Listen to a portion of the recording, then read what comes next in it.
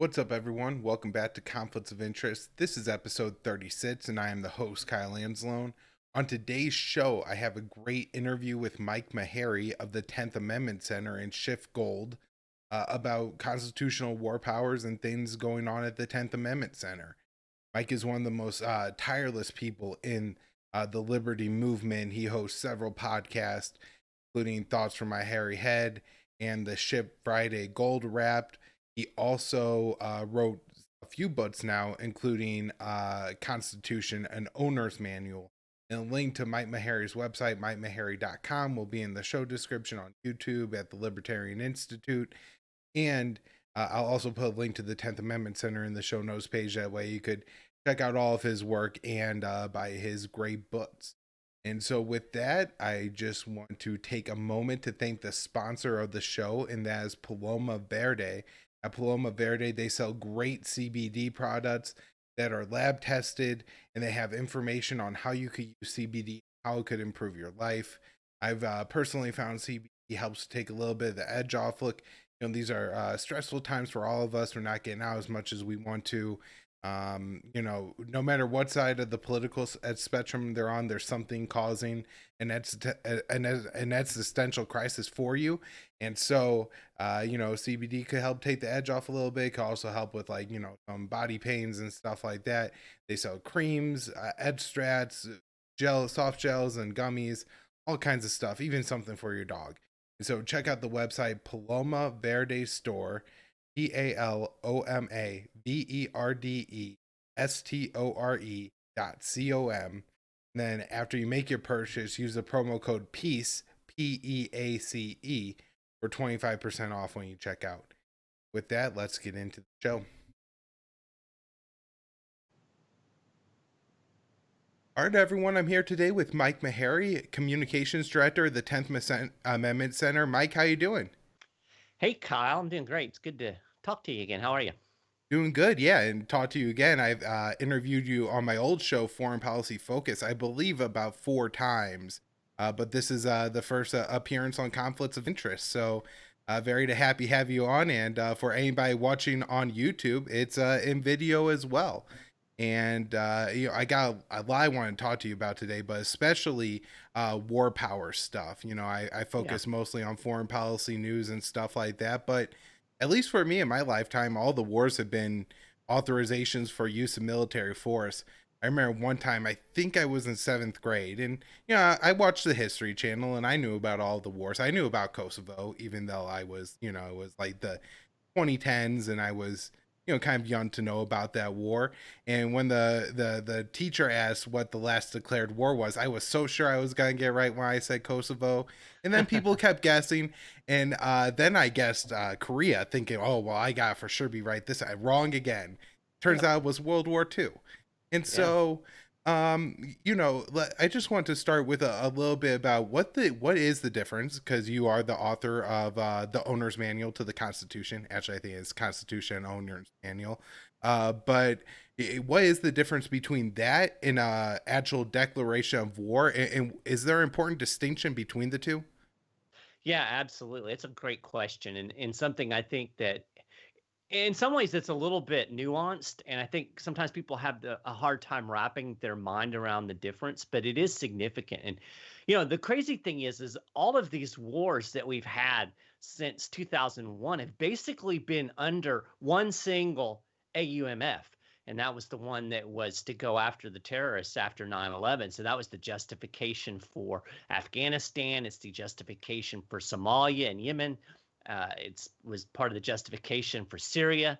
Uh, Iraq got its own, but they've used this one authorization of force to justify this huge number of wars, and that I think drills down to the difference between an AUMF and a declaration of war. And it's subtle, but the difference is in a declaration of war, it's very specific. Congress says we are going to go to war against this entity, and it can even be more specific than that. It can have limitations on it. It's very specific. It's something that the Congress decides. And once that war is declared, the president is obligated to uh, execute the war plan. An authorization of force kind of does the opposite. It takes the decision making out of the hands of Congress and puts it directly in the president. So basically, what an AUMF does is it says, "Okay, Mr. President, if you want to and you decide we need to, then you can go to war against, well, apparently everybody." If we go by this last AUMF, and so it's done exactly what the founders didn't want to happen. It's putting all of the decision making in the hands of the executive, in the hands of the president. And that was the specific reason that the founding generation put war powers in the hands of Congress, because they wanted it to be deliberated on. They wanted there to be discussion. They wanted there to be debate. They didn't want a single person that, oh, I'm mad at this guy over here, so I'm going to go to war, which happened very often under kings. They didn't want that to happen. That's the situation that we have now. Congress is basically just given all of its responsibility to the president. So we have the exact system that the founders created the war power structure to avoid. And I think that's, it's significant. And again, declaration of war, very specific from Congress. It obligates the president to act. And AUMF is basically allowing the president to make a decision whether or not we're going to go to war, which should be the decision of Congress to begin with. Right. Well, I would imagine one of the most important things would be accountability, whether your congressman actually votes for a war, or if your congressman is going to vote for something that he says, well, it gives the president under certain conditions the ability to potentially go to war and have more strategic and, all that, on and on and on. Right. And it seems maybe kind of hypothetical, but actually this is our incoming president, Joe Biden. This was him Yes. on the Iraq War, where he voted for the 2002 authorization for use of military force after, being the chair of the Senate Foreign Relations Committee and, rigging up his committee hearings to make sure that dissenting voices and the truth didn't get out, that, Saddam didn't have. But forget all that. He voted for that, and he said for years after, well, I didn't vote for the war. I just voted for George Bush to have the ability to, levy more inspections and stuff like that. When, no, you didn't. You voted for that war and you supported it. And I don't care how much dementia that guy has. He has to know that's the truth. Absolutely. But all of those guys did that. I mean, and not just guys and gals. That's the excuse. Well, we didn't know. Well, it's your damn job to know. It's your decision. The buck stops with you. Under the constitutional war powers, the president is supposed to have absolutely no say in whether or not the United States goes to war, in whether or not the United States initiates offensive combat operations. That is fully the responsibility and the decision of Congress. And that, like I said, they flip that on its head, and it does exactly what you've said. It allows the Congress to escape accountability for the decisions that it should be making. So no wonder the Congress likes this, because, if it all works out great, then you can say, oh, yeah, we're for it and we did it. But if it works out badly, then they can just blame the president, when really the responsibility ultimately rests with them. And again, I can't emphasize enough how bad a system this is, to allow one person to make these decisions unilaterally. And again, you go back to history and you can just see, a king gets mad at this king over here, and the next thing you know, he's mustering up the knights to go to war. I mean, human beings are susceptible to emotion and to, vengeance and to all of these things. When you have decision making in a body where you have to have, a whole bunch of votes in order to move forward, it's more difficult for those passions to take over and for those emotional decisions to be made. And this is extremely dangerous. And I think it's part of the reason why we've basically been at war perpetually since 2001, because there's no accountability and there's no check on this decision making.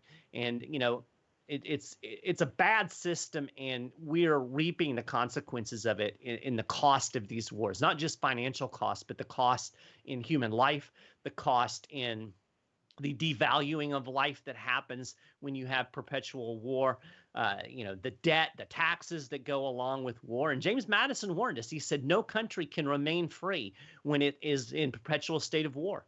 And here we are. So we're really risking our very freedom and liberty by pursuing all of this empire building and these wars. So I would suggest that anybody who cares about liberty, that cares about limited government, that cares about your own freedom. You should be opposed to all of these wars. You should be opposed to the empire because it is destructive to your liberties. Yeah, I mean, it definitely is. And looking at what's happened since 9/11, that's pretty clear. But I want to take it, from a little bit more of the abstract to the concrete. And I had this article up from October 22nd. I'm sorry I missed it. You wrote it at the 10th Amendment Center. Trump's quiet little war in Somalia. This is something that I've talked about on the show is how much Trump has ramped up the war in Somalia. And, the right word there is quiet because, man, people do not know about Nope. little, maybe yes, maybe no. There's a lot of airstrikes going on there, but quiet is definitely the case. And at times, they don't even announce the airstrikes they carry out. It's only later if a journalist that has the ability to get to the Pentagon is able to ask, hey, did you carry out any airstrikes on this state? Maybe they'll come out and say yes, and maybe they'll come out and shrug their shoulders and say maybe. But so with Somalia, how is it that the U.S. is dropping airstrikes there, Mike? Because it seems to me you have the 2001 AUMF that said go after al-Qaeda and the Taliban. Well, here you have al-Shabaab, which wasn't formed until 2009 in Somalia, somehow being wrapped up in there. So Yes. explain how this works. Well, I mean, obviously it's a farce, and it just goes to show how far the constitutional concept of war powers is unraveled. It started off that if you go back to Korea and Vietnam, well, we had some kind of justification through the UN, and then we kind of moved, and it was these authorizations to use force, and then really, Obama and Trump both have basically just said, "I'm going to go bomb stuff," and if you don't like it, then I don't really care. I'm going to do it. So we've really moved to the point that Congress has very little say, and whenever they do try to intervene, they can't seem to muster the gonads because once the war is going on, they're not going to just stop it. We can't do that. But this is very much, I think, Trump's war. He loosened the rules of engagement. And I don't have the numbers off the top of my head, but we've had a significant increase in the number of airstrikes. And in fact, I think it was last year, there were more airstrikes in Somalia than we had under the entirety of the Bush and Obama years. So he's definitely ramped that up. And I think it goes and kind of undermines this myth that Trump has ended the wars. And it's true that he has de-escalated and wound down things in Syria, which I think is really it was kind of the natural progression. We'd see things winding down in Afghanistan, maybe. But in the meantime, he's ratcheted up the war in Somalia, the war in Yemen. So I don't think we should be handing out any Nobel Peace Prize, although I guess if you can give Obama one, you can give Trump one too, right? And man, I don't know because even though the wars he's spun down, he hasn't done enough to actually get out of them. I mean, at least Obama put Right, together the JCPOA, which didn't actually accomplish anything because Trump destroyed it right away. But at least it right. was a little bit better. But one of the unfortunate consequences of the Iran nuclear deal, which was supposed to take war with Iran off the table, and as we know this week, it apparently was back on the table in the Oval Office. But as a consequence of that, the Saudis were concerned about the U.S. drifting closer towards Iran. And so I believe this is Samantha Power. It's definitely in the New York Times saying that part of the reason we have to support the Saudi war in Yemen is to placate the Saudi concerns over the U.S. Deal with the Iranian. And so I'm just a little bit curious. I'm not a constitutional scholar like Obama was, but you know a little bit about the Constitution. Where in the Constitution does it say the president could wage a war so long as it's in the interest of one of our allies? Yeah, I mean, theoretically, it would be a dumb reason, but I mean, I guess Congress could theoretically declare war on Yemen for whatever reason that it wanted to. Um, you know, I want to make it clear. I'm a stickler for the Constitution because that's the rules we're supposed to be living under. I still wouldn't support these wars even if they were, justified constitutionally. I think they're not justified morally, and I think empire building is foolish for any country. So, but the constitutional aspect of it was supposed to be a check, and I guess if nothing else, what we're seeing here is the failure of these checks. If people aren't willing to hold their government leaders in in check and hold them responsible to the constitutional powers, well, they're just going to do what they want. And that's exactly what we have. We just do what we want. It's all this tangled web of foreign policy. And this is my buddy, so we're going to help them out. I think the Yemen thing angers me more than even Somalia, because Trump had the opportunity to stop this and specifically took action to make sure it did not stop. There was a vote that was held in Congress that would have pulled the U.S. out of the Yemen conflict, and Trump vetoed it. He's also vetoed a number of congressional spending bills that would have cut funding for this war. So he's actively made sure that this genocidal war has continued on. And again, there's no authorization for this. There's no constitutional justification for it. I don't think there's any moral justification for it. And it makes me sad that people are more wrapped up in, Russian collusion or whatever it is that's on the plate, Trump's mean tweets, that these things that are really causing death and destruction are just kind of ignored and blown off. And, I'm afraid that Biden is probably going to continue the foreign policy trajectory, if not ramp it up more, because he's very much a neocon in the mold of Hillary Clinton and all the rest of them. So, it wouldn't shock me if we do end up with a war in Iran before the 4 years is over, because that's just how these people roll. Yeah, well, I want to talk about Iran, so I'm glad we cycled back to that, because this week there was a story, I believe, reported in the New York Times, saying that Donald Trump asked for plans to attack what I believe would be the Natanz nuclear facility in Iran. This is a part of their civilian nuclear program. And his justification for this was the Iranians have mounted a little supply of enriched uranium. It's all enriched under 5%, so it's nowhere near bomb levels or anything like that. And it's nowhere near the levels they had even before Obama signed the JCPOA and they shipped off 97% of their stockpile. But anyways, this apparently triggered, Trump to at least ask to draw up plans and that this was considered.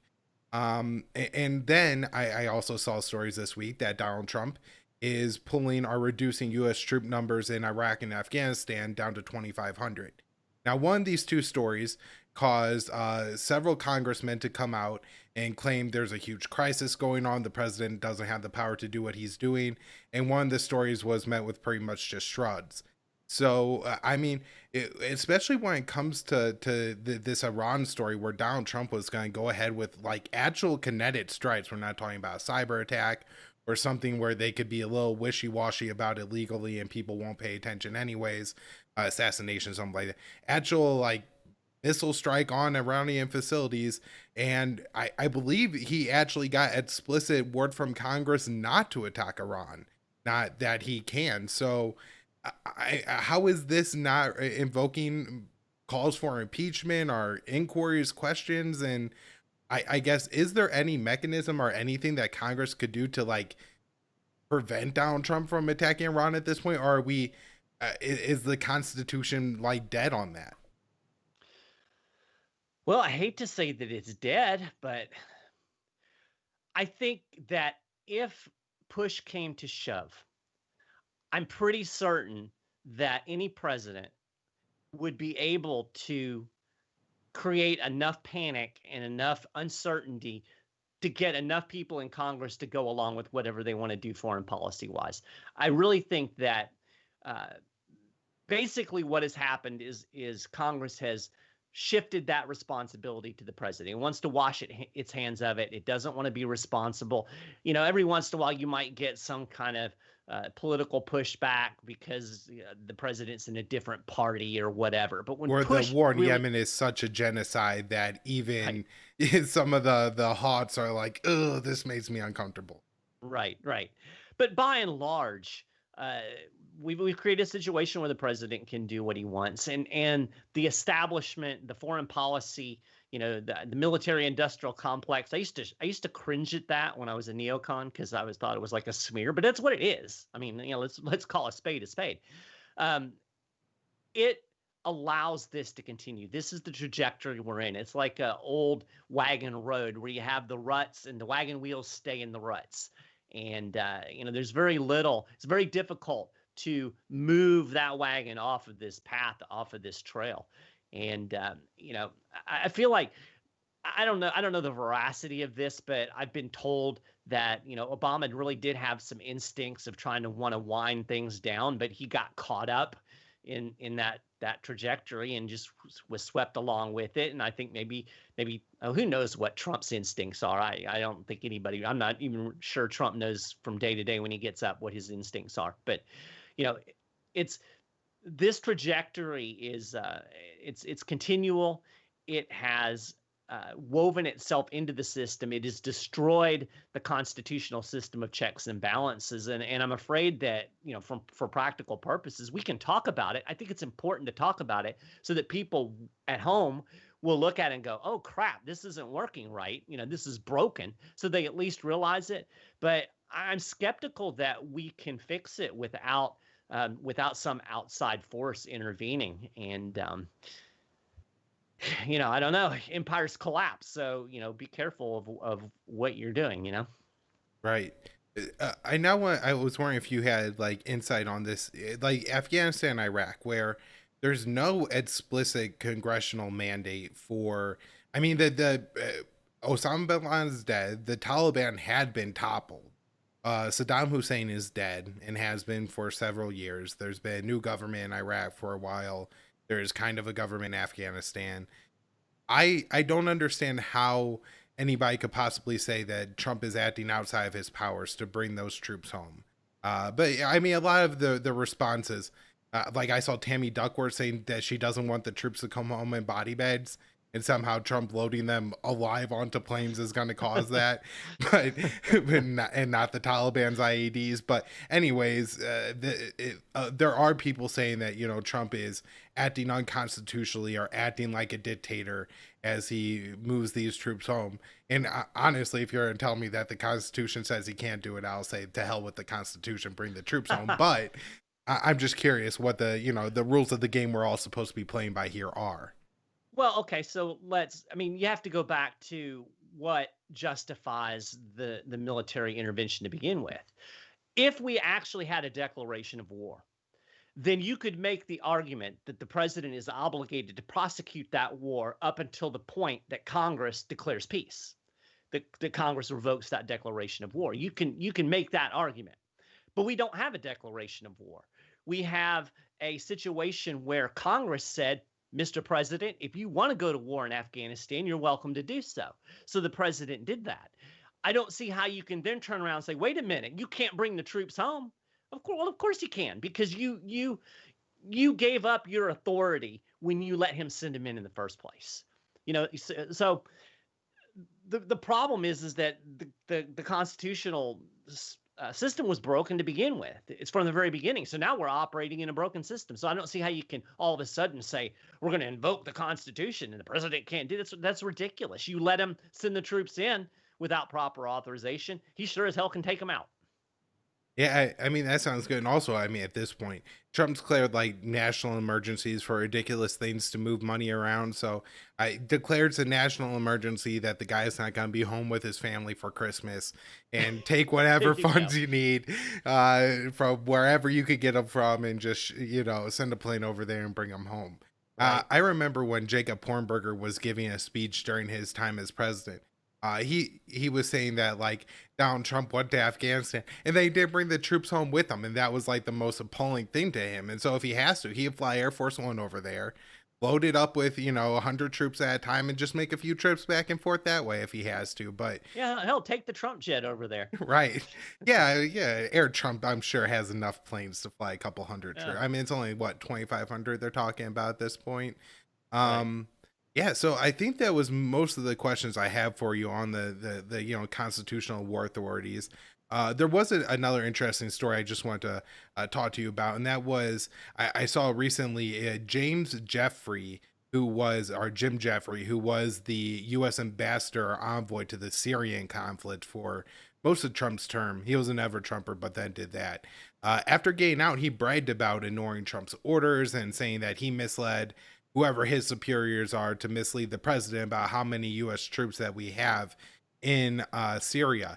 So, in one case, I feel a little sympathetic to Donald Trump here, where if you can't pay attention to everything as president, right? There's a Right. lot going on. You have to trust people to tell you the right information on some things.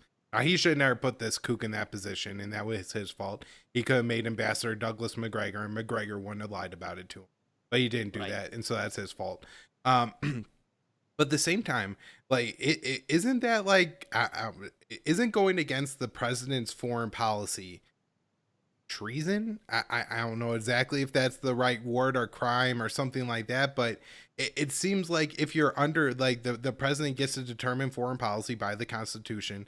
If you're deliberately undermining that foreign policy, so the president is trying to have as few troops in Syria as possible, and you're lying to make it say less, but there's actually more, then aren't you violating your oath to the Constitution? I'm sure. I'm just curious. Yeah, I don't know that you could call it criminal. Um, treason, I think treason's a bigger thing than a lot of people just throw that word around. Oh, that's treasonous. You have to give aid and comfort to the enemy. I'm not sure you could prove that in this situation. It's certainly a dereliction of duty. It would certainly be grounds for being fired. There may be grounds for a civil suit, in the sense that the individual is not living up to his quote unquote contractual obligations in terms of their job. In the same way, if I lied to my boss and cost the company money, then I could be liable for that as an employee. But I'm not sure that it rises to the level of a criminal. It's more of an internal business squabble, so to speak. But Right. certainly problematic. And again, it shows how the lines of power have broken down.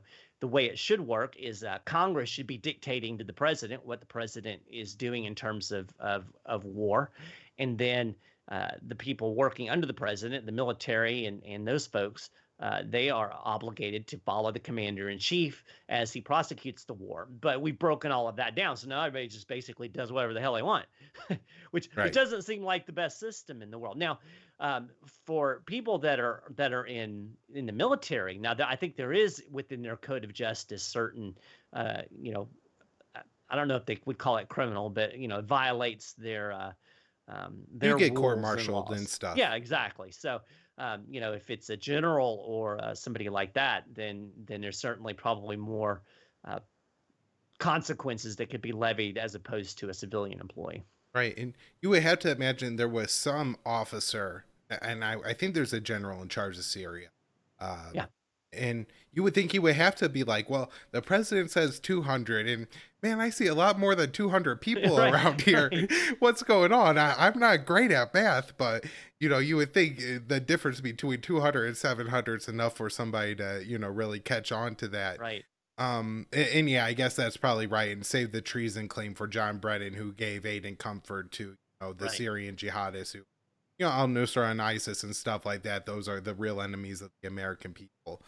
Yeah, but it's just so fascinating to me how, like, which of these stories really elicit scandals? And it's the one about bringing the troops home, where the stuff Right. about officials intentionally undermining the U.S. The Trump stated policy to keep more troops somewhere. Oh, and by the way, I saw Robbie Bernstein, Dave Smith's co-host, also suggest that we should sue the guy for the 700 additional troops, all these and whatever costs we incurred and stuff like Right. that.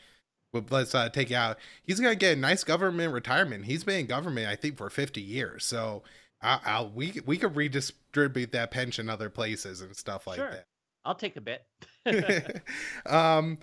I also want to talk to you about some not all foreign policy stuff. The election happened a couple weeks ago, and while all concern is about the votes and the narrow margins between Trump and Biden, there were some not so narrow margins, and oftentimes a lot wider than the gap between Trump and Biden. So shows, I think, some general consensus among like people who vote for either party here, about drug laws being repealed and legalizing marijuana in a couple states. Oregon, I believe, went all the way Yep. and did like 1 gram of some soft drugs and stuff like that. And I know the limits are pretty strict and stuff like that, but yeah, let's talk a little bit about this. This is what the 10th Amendment's all about, right? Voting for freedom at the state level. Yeah, absolutely. And I think that's the good news that we got out of this election. I've said all along, it doesn't really matter who is in the White House if you care about liberty, limited government, and the Constitution, because I guarantee you that the trajectory is not going to change significantly when Biden, I think, will ultimately end up in the Oval Office. Although some of these Q people want to argue with me about that, but whatever. Um, but yeah, I mean, there's really substantively hasn't been a whole lot of difference between Bush, Obama, and Trump, and then now Biden. If again you care about the liberty and the Constitution, we have increasing debt under each administration. The wars have continued under each administration. Unconstitutional spying has continued under each administration. Unconstitutional asset forfeiture. All of these things go on. While we argue about Twitter and weird Russiagate conspiracies. So I just don't even really care all that much about who is in the White House, but I do like it when states stand up against the federal government and begin doing things to undermine this unconstitutional overreach that we have, and the state's refusal to participate in federal drug prohibition, I think, is one of the biggest successes that we've seen over the last couple of decades.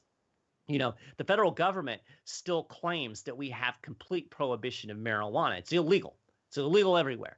And yet we now have 36 states that have legalized marijuana in some way, either for recreational or medical use. We have 15 states now that have a legalized marijuana completely for adult use. And during this election, we had 5 more states that moved forward. We have total legalization now in South Dakota, in Montana, in Arizona, and in New Jersey. And then Mississippi legalized medical marijuana. Mississippi Right. legalized medical marijuana as about a red state as you can get by a pretty wide margin. So these are all of these states are defying the federal government. They're defying federal prohibition. And because the states are refusing to cooperate, the federal government can't maintain prohibition. They don't have the personnel or resources to do it when the state and local governments aren't, involved in enforcing the federal drug laws. And then you mentioned Oregon. Oregon's taken things to the next level. It decriminalized a wide range of drugs. I mean, like cocaine, heroin, I think meth, all of these Mm-hmm. drugs. And LSD. it's not completely illegal. Basically, you would have a choice between $100 fine or a state paid for drug treatment program. That money is being funded through the marijuana taxes. And your hardcore libertarians will say, well, it's still illegal, and I get that, but this is a huge step forward. It's a huge step forward in that we're going to have less people locked in cages. We're going to have people having the opportunity to get treatment, get help. So I think it's a positive step forward. And again, it's defying federal prohibition, because the federal government would just as soon the states lock these people in cages and throw away the key. And when the states aren't participating, it makes it much more difficult for the federal government to do its thing.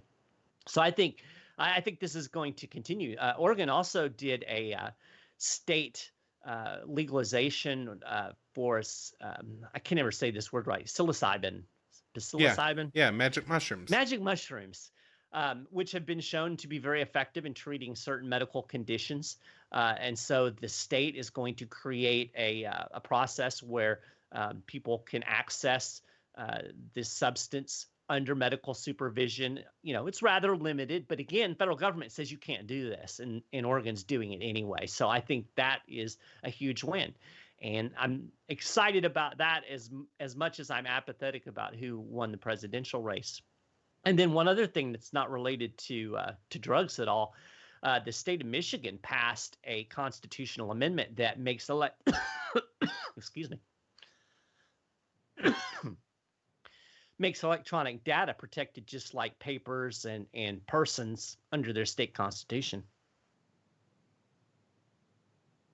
Yeah, so I mean, just to give you a second here, I'll go ahead and talk and say that I'm really excited about the potential change in drug laws here, and I think the stuff in Oregon is great. My biggest concern about it was just if the amount you're allowed is too low. It's like a gram of heroin or something. I don't know. I've never used heroin, but my assumption Right, is that doesn't get you very far, and that most people probably try to buy more than that. Either that, or like only being able to buy like a gram at a time is probably going to create like more drug traffic. Like let right, people buy some weight that way they don't keep coming down to the corner, and all the like kind of ugly part of the drug war that comes along with that. But so I did have some concerns about that, but it was great to see. But one of the reasons it doesn't matter who's in the White House is that Joe Biden, despite the part that I think well over half Americans now support legalizing marijuana, says that he's not going to reschedule it. And while right, it's great that we're making strides at the state level, there's a lot of people who would really benefit both from the psilocybin and the weed, as far as like PTSD goes, and those are vets, sure, and all their stuff comes through the VA, and so the government doesn't reschedule it, then it's always going to be illegal through them, and I'm sure that's going to, even if you're just finding a guy to buy it from, or you're fortunate enough to live in the state of Colorado. That's why I got a huge laugh when you said the government says there's still a prohibition, because I looked out my window and I could see at least one person smoking, just by barely turning my head here. And so I'm sure if I stuck my head out the window, I'd probably spot four. yeah, So it's obviously not under prohibition. Like, I'm sure there's ways for those guys to get weed, but I'm sure whenever you're getting your care through the VA, you can't come in stinking like weed and stuff like that, as long as it's right. illegal and in trouble and called on or whatever the hell. So yeah, I mean, how I guess hopefully one of these presidents is going to change it, or is there any way the states could add to like reschedule marijuana? Or, and one of the other reasons it's a big deal is I know in Colorado there's a lot of banking rules and stuff, Right. like none of the dispensaries will take credit cards, and like the cash transfers and stuff like that are kind of sketchy. You can't get good insurance, banks won't Right. take their money, all that other kinds of problems that come along with it. Sure. Well, two things. First off, as far as the limited nature of the decriminalization in Oregon, here's the thing that I think people should be optimistic about. What we've seen doing this type of activism at the 10th Amendment Center over the last decade plus is that these little small steps almost always grow over time. So, and we've seen it over and over again where you have this really horrible medical marijuana program where, virtually nobody's covered and there's all these rules. And then a couple of years later, you start to see those rules open up and then more people are, it's available to more people. And then the next thing you know, they're doing um, things where people can get their records expunged. So the small foot in the door is significant because that door is almost always going to open further. It's an incremental step by step progression, and I know that frustrates a lot of libertarians because they want the whole loaf of bread right now. But sometimes you got to slice that loaf up and do it a slice at a time in order to make progress. And almost every single year in Colorado, we see new laws passed that are opening up the market. Just last year, they did it so that you could do those I think that's like on a bus. You can have people gather and actually get the marijuana and smoke it together on a bus.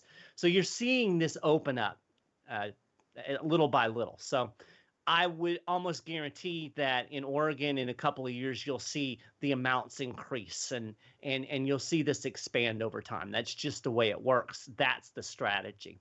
Yeah. As far as the federal goes, um, I honestly think that within the next 5 years, and I wouldn't bet on this, but I'm pretty certain that within the next 5 years, you're going to see it marijuana rescheduled.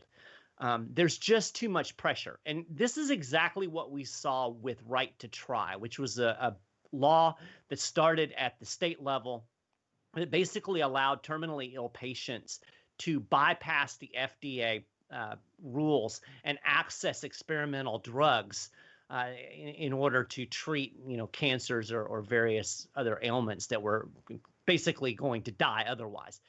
And this was extremely popular because, who's going to look at somebody who is dying and say, no, you can't have this drug, it might be dangerous.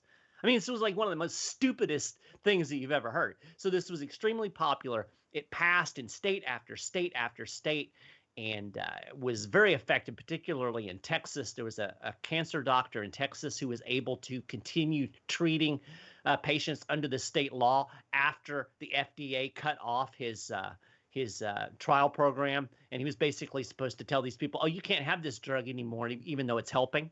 So he was able to continue under state law. So what eventually happened is the federal government, the Congress passed a national right to try, which was based off of the state law. And then Trump signed it, and the feds ran around, look at this wonderful thing we did. Well, by the time they did it, there was like 45 states that already passed it. So they basically just followed along because the political pressure, they saw the political wins, they saw that political pressure. I think the same thing is going to happen with marijuana. I think at some point in the near future, Congress is going to say, this is ridiculous. We can't maintain this. Let's go ahead and reschedule it. And then they'll take credit for ending the drug war. Right. But I really do think it's going to happen because that I think is the strategy that we need to pursue, bottom up. When it ends at the local level, it then percolates up to the state level, and then it percolates up to the feds eventually. And I really do think that pretty soon the federal government's going to fold on this marijuana prohibition because it's been shown to be feckless, and the popular opinion has moved against it. And over the last several years, we've seen a lot of these former drug warriors all of a sudden, kind of change their tune. And there was one Democrat, maybe it was Schumer, who used to be this big anti-marijuana guy. Now he's on the board of a marijuana company. So, these guys, they're self-serving, and where they think they can take credit or make a buck, they'll make it happen. So, I think it's going to happen at some point in the near future. Man, imagine buying your weed from Chuck Schumer. That would be right. Right. I may have that name wrong, but I'm almost sure it was. I think almost sure it was. I believe it because I know that he has definitely softened his position on the drug war and stuff like that. Before we wrap, every time I interview you, a lot of our interviews have actually been all about the subject of Defend the Guard, this really important state level legislation. And it seems like you got some heat turned up on this. At first it was just really you guys and Pat McGeehan, as just some state level legislator, and now bringourtroopshome.us and I believe YAL are championing this legislation that it could make a real impact on the U.S. government's ability to wage these big ground wars. So what's going to happen with that in the coming year? Are we looking, I don't know about getting it passed, but is it going to be debated on any floors of state houses and stuff? I think it is. I think this is something that's going to make a splash. Fingers crossed that Rona doesn't sidetrack it. In fact, we were building momentum last year, and then, of course, we had the pandemic that basically shut everything down. But Bring Our Troops Home is really pushing this and providing some coordinated effort. YAL, as you mentioned as well, 10th Amendment Center. A lot of organizations are really behind this, and the goal is to get it introduced in 20 to 30 states this session. And the last I heard, there were, I think, about a dozen commitments to introduce it, hard commitments, and then about another dozen or so people that were at least open to the idea and considering it. So, right there, you're up to about 24. So if we could get that many states to introduce this piece of legislation, that would be huge because it would create the discussion. And, every year, Pat McGeehan has managed to push it a little bit farther in West Virginia, and he'll certainly be back at it this legislative session. So I'm excited about it. It may not get passed this time around, but it's definitely going to start the discussion. And as we were talking about, I mentioned earlier that the only way that we're going to see an end to these endless wars is if we can find some way to exert outside pressure. Well, this Defend the Guard bill is a way for states to exert that kind of pressure. And in a nutshell, for people who aren't familiar, it's a very simple piece of legislation. State governors have uh, some control over their National Guard, over their militia, and they have the power deny federalization under certain circumstances. So the bill would prohibit a governor from deploying a state National Guard unit into a foreign combat zone unless there is an actual declaration of war, not an authorization to use force, which we've already talked about is different, but an actual declaration of war. So it would make it more difficult for the federal government to prosecute these wars without all of these National Guard troops. I think I read that about 40 to 45% of combat troops in Afghanistan and Iraq were National Guard units. So imagine pulling that resource away. So we need to have this discussion. We need to get this bill passed. And I'm excited about it. If we get that many states, I think it's really going to make a lot of ripples in the pond, so to speak. And we're well on the way. And there's a real concerted effort. And if you're listening to this, you're interested in it, you can go to 10thamendmentcenter.com. If you search for Defend the Guard, you can find the model legislation on the website. And I would highly recommend call your state congressman. No, don't ever call them. Call your state representative or your state senator or both and say, hey, this piece of legislation is out there. Would you consider introducing it, and just make them aware of it? Right. Well, hell, I think, a state like New Hampshire, they have enough legislators. And I know there's a couple of them that have listened to this show in the past. So you guys are listening, try to take this up and see if you could push this forward a little bit. It is important. It's one of those things that I just love because it made so much sense, right? The National Guard is meant to be the National Guard. It's like when I tell people they deployed the Coast Guard to the Western Pacific, and they're like, what? I was like, yeah, they treat the Pacific Ocean like an American lake. Right. That's how it works. And so people like naturally are taken back by that, and it just doesn't seem right on the face of it that could be the thing.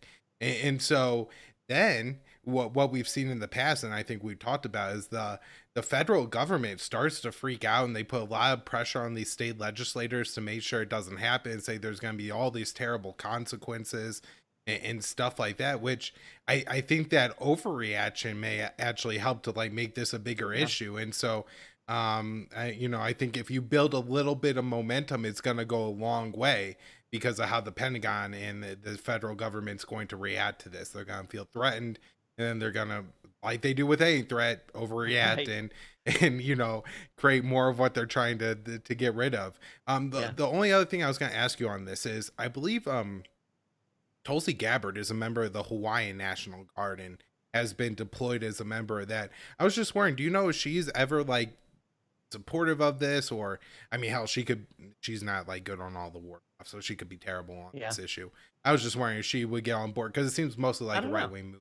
But I've never heard one way or the other, but I will say this: there has been a lot of support on the left for this. A number of the bills that were introduced last year were introduced by Democrats.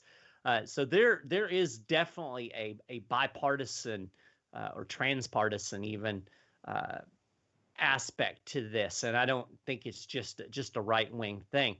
I think that if there is resistance from her, it's going to be because there's this mentality that the military can do as it pleases, and she may have bought into that. But I just want to touch one thing real quick. You're talking about consequences. Here's consequences for you. I was talking to Dan McKnight the other day. I was on a radio show with him, and Dan McKnight is the I think he's the president of Bring Our Troops Home. And so we were talking about Defend the Guard, and he mentioned the fact that I think it was Washington State, when they were having some of these big fires, that the National Guard, the federal government actually pulled a number of National Guard helicopters that were being used for firefighting, pulled them out of Washington State and sent them to, I can't remember what Afghanistan. Country, somewhere Afghanistan. Yep. So I talked about it on my show. So there you go. You want to talk about consequences? That is a consequence. The National Guard is supposed to be for home defense. It's supposed to be really for defense of the state. not to send off to fight some crazy war on foreign shores. And this happened as well. There were issues during Hurricane Katrina because a lot of the Louisiana National Guard was deployed in Iraq. Mm-hmm. So then they're having to bring National Guard troops in from like Maine or something for a hurricane in Louisiana. So again, this is a prime example of how this abuse of power has led to all of these unintended consequences that are nefarious and tend to feed into each other. So I can't emphasize more. If you do one thing in the political realm this year, talk to your state reps and ask them to introduce Defend the Guard, because I think I can't think of anything more important than putting the brakes on this endless war in empire building. All right. Well, I mean, thanks so much for coming on the show, Mike. I always enjoy talking with you. I will link to one of our other interviews where we go real in depth about Defend the Guard and get into all the little details about it. But tell people where to find your work. Every time I interview you, I think you're just everything you're doing is incredible. And then there's always another thing added to it every time too. So go ahead and tell everybody everything, because I'm sure I forgot something. All right, well, let's start with 10th Amendment Center, 10thamendmentcenter.com. That's all spelled out. If you only go to one place, go there, because that's really where the bulk of our work is going on, that really has an impact on rolling back federal power, pushing for decentralization, saying no to all of this federal overreach. And you'll see what we do there, 10thamendmentcenter.com. You could also welcome to check out my website, michaelmaharrey.com. I post articles over there. I used to do a podcast, but I've kind of let that slide. The back issues are all there. Thoughts from a hairy head. You can go to schiffgold.com if you're interested in economics and investing. I do all of the content for their news section. So schiffgold.com/news. And you'll learn about how stupid the Federal Reserve is and how it's ruining our economy. And one final thing, if you're interested in the Constitution and if you're intrigued by this discussion that we've had about war powers and the intent of the founders, I talk about war powers and a lot more in my book, Constitution Owner's Manual. Great Christmas gift for anybody who's interested in history of the Constitution. And you can find out more about that book at constitutionownersmanual.com. And if you go there, you'll find links to all the various buying options. And I appreciate your support in that way. And I think you'll enjoy the book if you're interested in law, constitution, or history. So those are places to go. All right. Well, thank you so much. And I know Scott occasionally republishes your work at the Libertarian Institute as well, which is where you find all of my work, the news roundup, in the show. Thanks again.